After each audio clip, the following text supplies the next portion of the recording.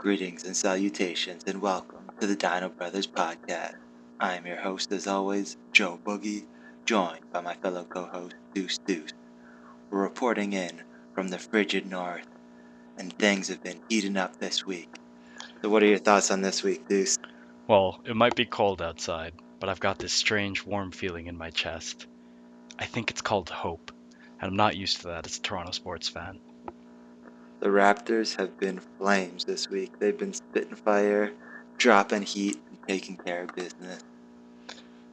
Totally. The Raptors are gone 4-0, perfect on the week. We didn't look so sharp against OKC and Boston, but these last two games against the Wizards and the Sixers, we've really been clicking on all cylinders, dominating from start to finish. I mean, going 4-0, no complaints at all. The Raptors have done what they needed to do. They're taking care of business, and they beat teams that, they should beat. We're the superior team.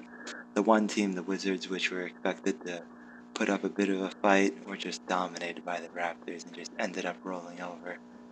Exactly. Like, the first two games, they were a little bit sloppy, but I really want to focus on the last two because we looked really, really sharp. We came out on defense intense. We were moving the ball on offense. Um, like the Wizards, we jumped on them early and they didn't really get back into the game. And against the Sixers, I think it was about 3.5 minutes into the game, I just realized how shitty this team really is. No, I mean, that's a great improvement in terms of the Raptors are coming out, doing what they need to do in the first quarter and really, get their offense rolling, get comfortable, you know, execute their system, and really just snuff out all hope that these other teams have and just cruise to victories in both games with a very comfortable margin. For sure, the Raptors are looking like a lot more professional than I've ever seen them look before. They're taking care of business against the poor teams. Um, what do you think about DeMar DeRozan's performance lately? DeMar's been playing well. I mean, he's been driving to the net, he's been hitting his shots, he's been creating for other guys. Um, he hasn't been over dribbling it like he was in the first couple of games. He's just kind of letting the game come to him, taking his shots, and really, he's doing what he needs to do in terms of being a star player, carrying the team, getting his points, but at the same time, not forcing it. Exactly. I think he was taking a lot of questionable shots early in the season, over dribbling, taking like weird turnaround jumpers, but he really cut down on that in the last two games. He's got like a handful of shots that he likes to go to, uh, posting up smaller, less experienced players, like in the Sixers game on the left block, and then either hitting them with a turnaround jumper or a pump fake for the foul. So even though his shot selection is a little bit unorthodox, I think it's actually improved quite a bit. What do you think about Kyle Lowry?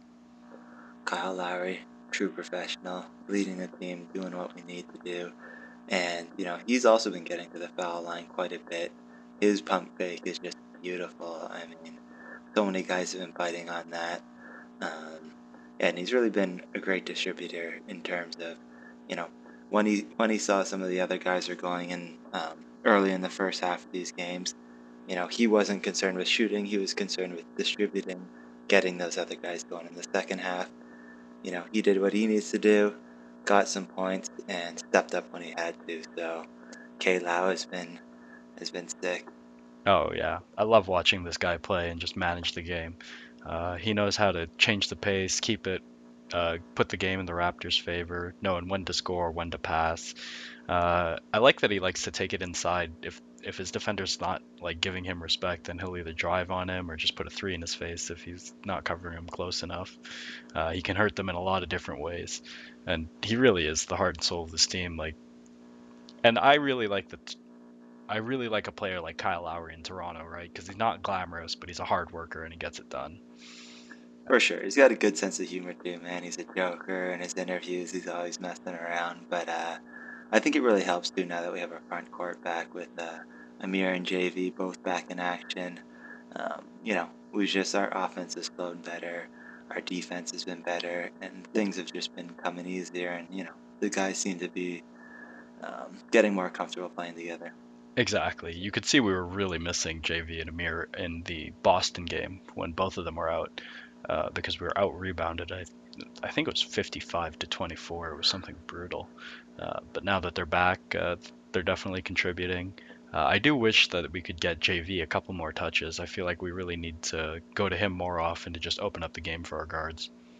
Yeah, I feel like he kind of needs to step up too, you know what I mean? Demand the ball, make his shots, and, I don't think they have any problem with, getting the ball into him.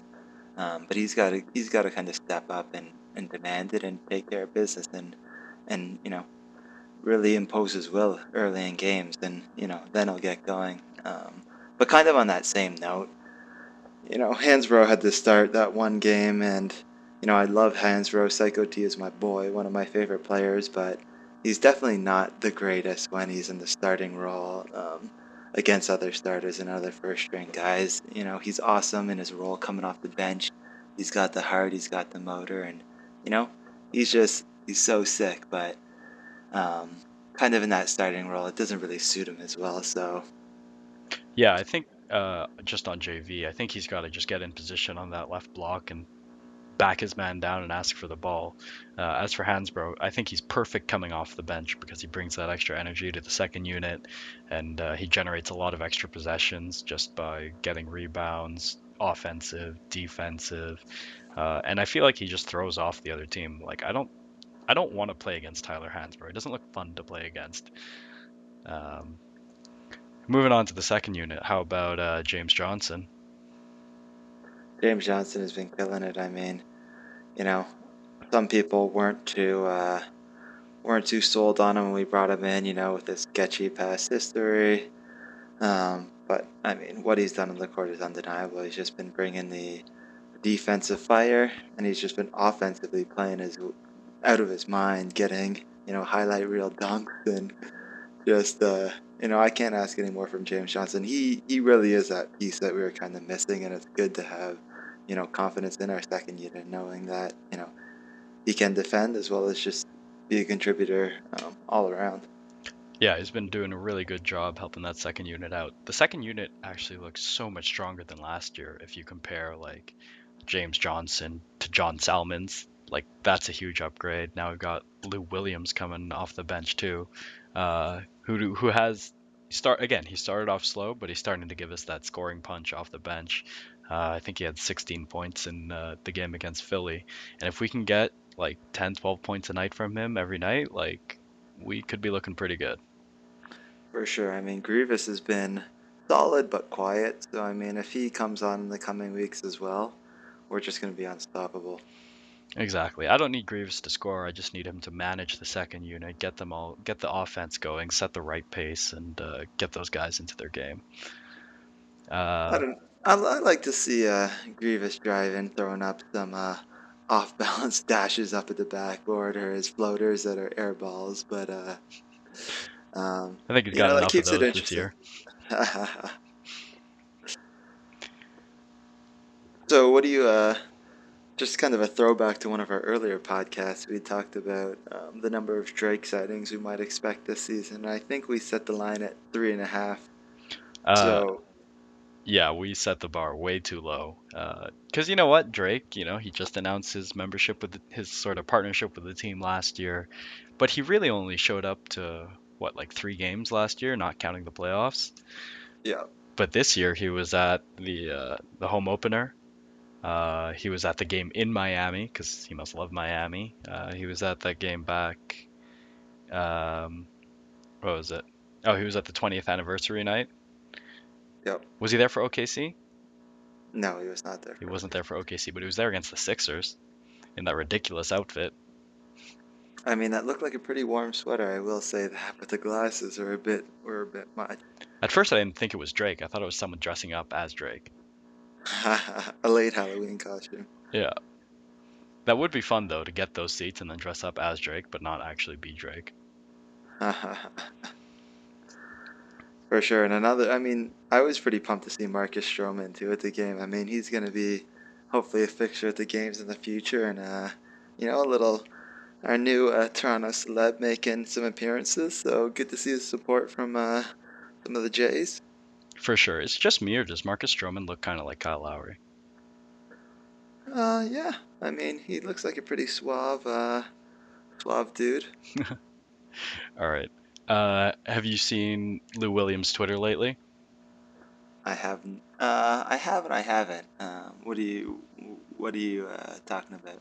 Well, I think it was last week. Lou Williams tweeted that he really liked this team, and it's going to be scary when they catch a vibe and mesh.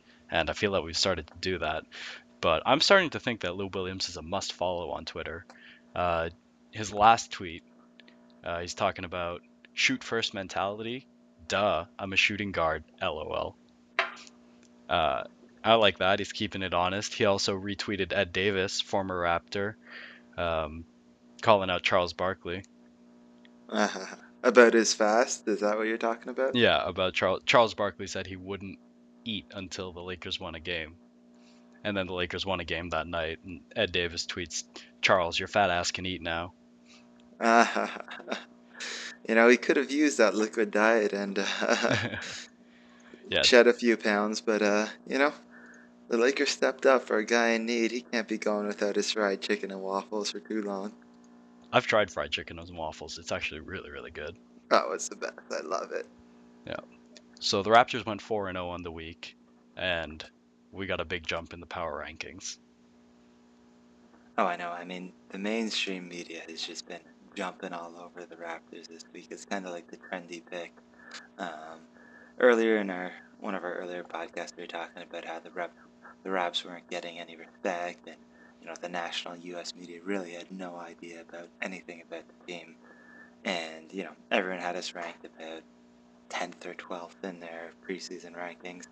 Now everyone is all aboard the Raptors bandwagon and just bigging us up way too much this week. I mean, we're insane, we're sick, but you know, I'm a little bitter that we're getting all this attention now, and everyone's just hopping on board the bandwagon.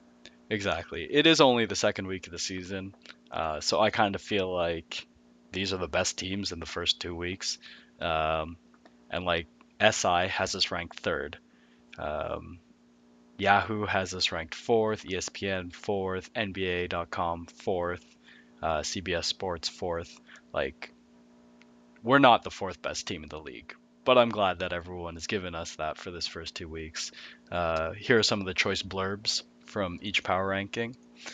From SI, few teams have looked better than Toronto, both in basketball and fashion sense. With Drake sitting courtside at home games, it was only a matter of time until Toronto became frontrunners. Kyle Lowry and DeMar make up the best backcourt outside of Golden State. And my personal favorite blurb from this week, CBS Sports, on the Raptors. Have you seen them play at home? It's like when you go to a friend's house and he asks you to play a new game, which he's already mastered. You barely know the rules, and he's leveled up 10 times. So, I think that's pretty good coming up on a 7 game homestand. No, for sure. I mean, that's high praise, but what I will say is, I think this is warranted because, the Raptors do deserve that ranking. They played out of their mind. They beat all the competition they faced. Although it may seem high and they might not be the third best team in the league, at this point in time, they are. We'll see what happens over the course of the season. But in terms of the East, I think they can hang with the best of them. I mean, maybe in a 7 game series we might lose to the Bulls or to the Cavs, but We'll it go still down remains to swinging. be seen. Exactly. We'll go down swinging. Um, so, coming up next week, we got 3 games for the Raptors. Orlando on Tuesday. We should win that one. But on Thursday, we got a treat with Chicago coming to town on a national TNT broadcast. And then we finish up the week with Utah, which I hope we win. But talk about the Chicago game. Yeah, I mean, so Tuesday is the Remembrance Day game, which should be a good one, and then Chicago Bulls roll into town. So this is again the next big test for the Raps, and it'll be interesting to see how we match up. I'm really looking forward to seeing how Jonas is going to play, and being on that. Well, really everyone. How are these guys going to step up when we're on a nationally televised game? Like we were just saying before, we're getting all this attention now. Is our chance to bring it, and let America see what we've got and what we're about. Exactly. The lights are going to be a little bit brighter on Thursday, and Chicago is a strong team. But honestly, I think even with Derrick Rose and Pau Gasol, we can take them. Like we're gonna have to execute. We're gonna have to play well. Jonas is probably gonna have a hard time battling down low with Pau Gasol and Joakim Noah, but I think we do have the pieces to beat them if everything falls into place. Yeah, that's what I'm gonna be really interested to see, how our front court does in the battle in the paint and kind of just how our team defense in general fares against them. And like I'm saying, this is our chance to step up. They really gotta, up their compete level and show everyone that we deserve all this praise that we're getting and keep this roll going. Do you want to make a prediction for the week? Should I make I'm my gonna say, prediction first, or do you want to go first? no, I'm gonna say I think we're gonna go at the very least 2-1 this week, possibly. Possibly. I'm gonna say, what, I'm gonna be bold. I think we're gonna go undefeated this week. I think so too, dude. I'm gonna chug down the Kool-Aid. I'm saying the Raptors are going 3-0 this week. What's this win streak at? 4. We'll go 7 game win streak to start the season, and I can't wait to read the power rankings next Monday. We're all in the Raps, man. We're making 2 pitchers, 3 massive jugs of Kool-Aid, and just chugging it down. The Kool-Aid man is bigging us up and cheering us on. Just give me a funnel. For sure, just amped up on sugar. So what's been going on around the league? Who are some other teams we should take a look at? So, I mean, we don't want to spend too much time on them, but we'll quickly just go over the Cavs. I mean, I'm sure everyone's aware they've gotten a lot of coverage now. You know, everyone is expecting them to come out of the gate and just be amazing, get 60 wins this season. And, that has not been the case. So, they've had their struggles on the offensive side, the defensive side, and really just most importantly is like the team dynamics and chemistry hasn't been jiving like you'd expect. Exactly. I think the problem is they've just been losing for so long. So the players they're carrying over, they've built up a lot of like bad habits, and they were playing in roles which are different from what they have to play on a championship style team. Like Kyrie Irving going 36 points with 0 assists. That can't happen in a game in which LeBron James and Kevin Love are on the floor. Like you gotta get at least like to me, Kyrie Irving's got to be averaging, I don't know, like 18 and 8, right? He's got to shoot less, pass more. Basically, that whole team just has to work out their chemistry and how they want to play the game. Yeah, I mean, eight assists might be high, but he's gotta look to pass the ball basically. If he's averaging around 5 or 6, and they have some other guys, they have Kevin Love and LeBron can both pass well as well, or pass well as well. But yeah, I mean, you can't be having 0 assists in a full regulation game when he's putting in over 30 minutes. That's just mind-boggling. Like that's I mean, unacceptable from your point guard.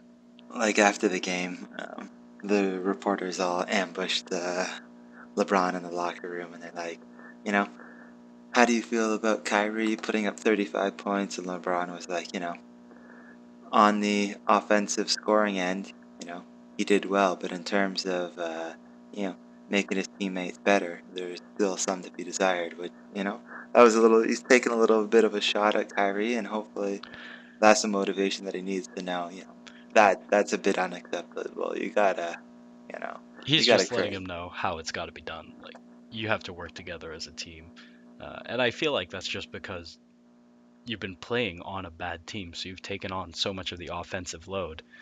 Same with Dion Waiters. Like your roles are different now, and you have to learn how to play within those roles. And I think that might be a little bit difficult. There's going to be a bit of an adapting period for that team. Um, Also, why I'm worried about like the Sixers. Like I would hate to be a Philly fan right now because I don't think I think it's going to be really hard for that team to get good again. Um, but yeah, the Cavs will figure it out. Like they have too much talent not to win. Yeah, I mean, it's still early. They're 2-3.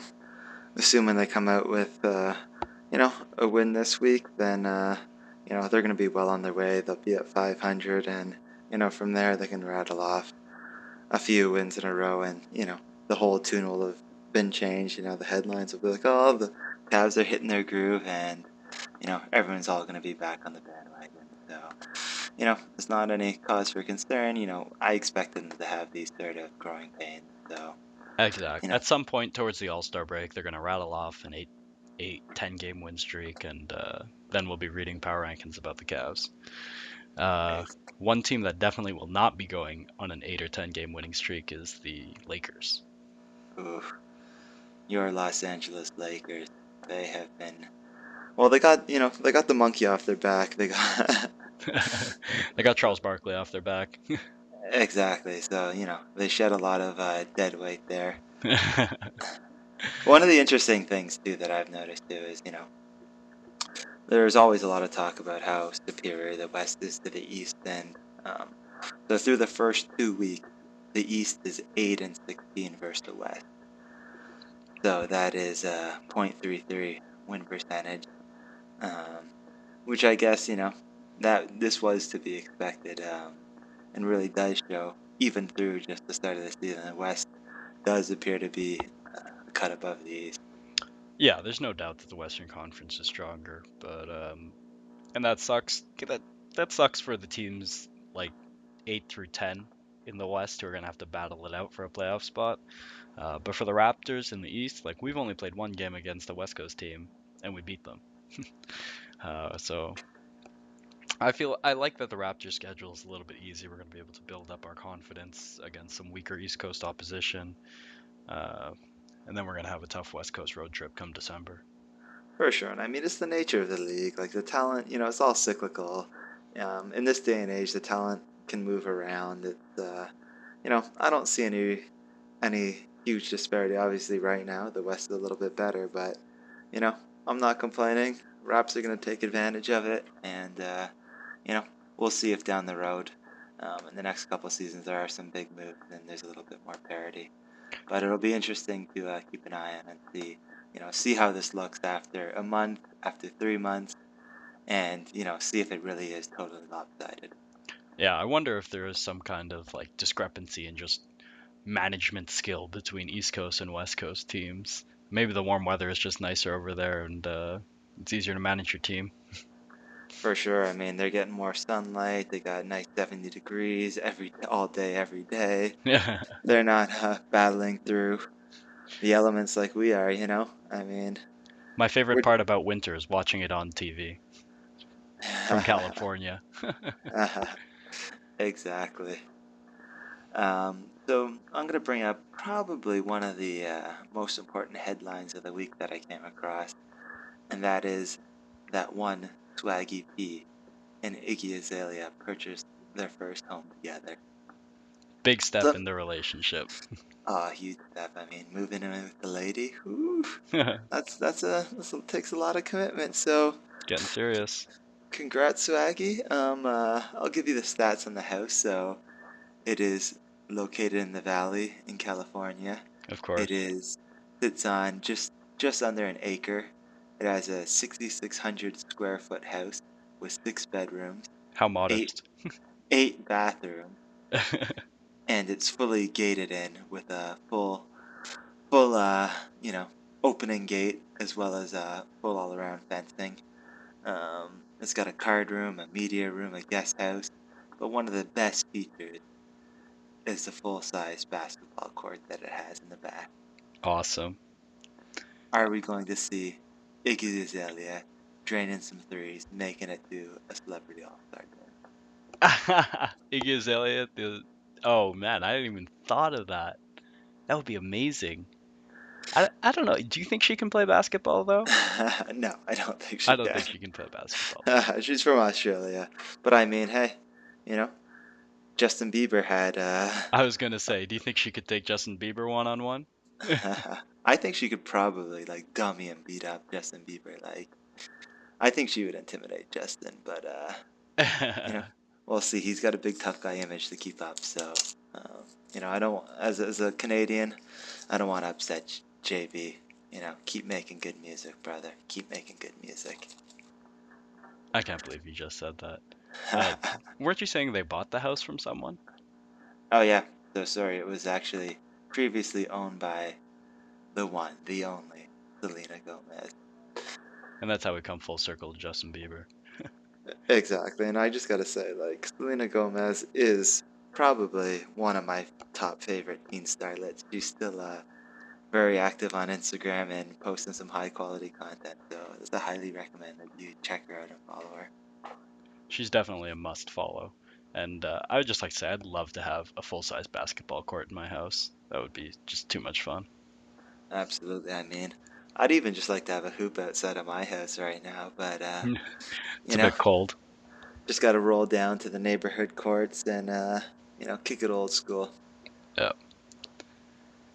So you've been listening to any music lately? Well, I'm glad that you brought that up. Um, to all of our faithful listeners, I'm gonna give you a little one of my new favorite tracks that I've been listening to. It's by Troy Avenue. It's called "All About the Money." Uh, Not only is it a hot rap tune, but as basketball fans, I'm sure you can appreciate some of the lyrics with a lot of shout outs to CP3, Splash Brothers with that aim, and some other favorites.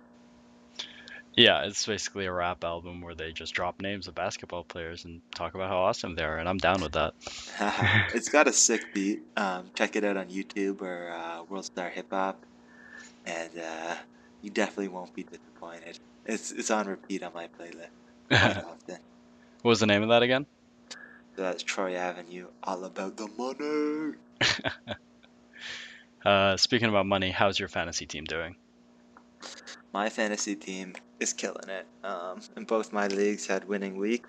Um, some of there's some surprise actually. Well, I don't know if necessarily surprise, but there are some guys that have probably been outperforming their preseason predictions.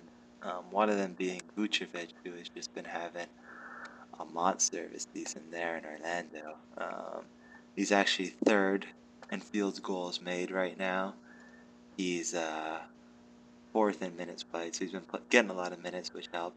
Um, Rebounds, he is number one in total as well as defensive. So really, he's just been killing it.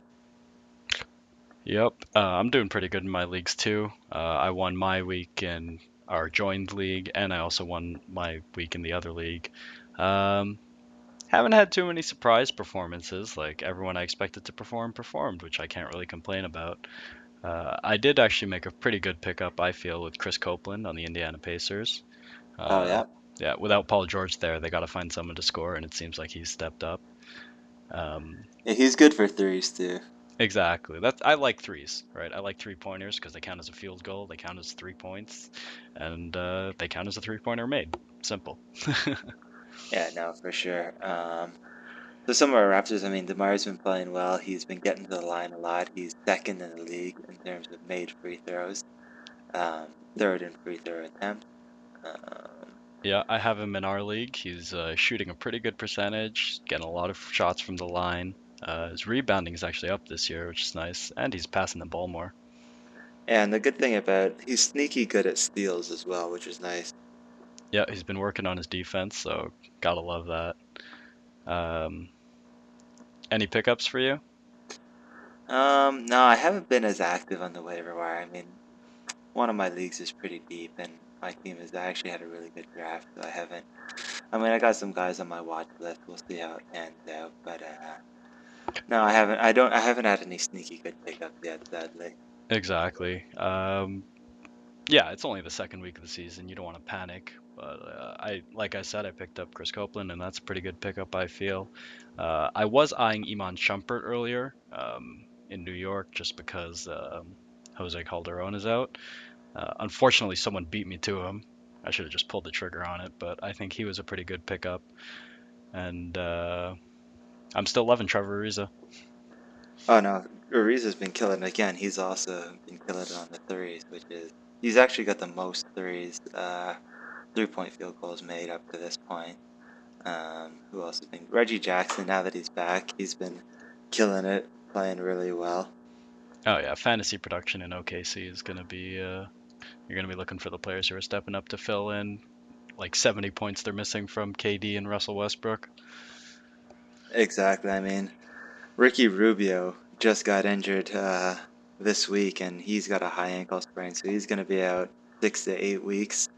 So sorry if you have him on your team. I made the mistake of drafting him last year in one of my leagues, which I just bombed in that league because I don't know. I put my faith in him foolishly. Foolishly. I don't draft players who can't shoot, dude.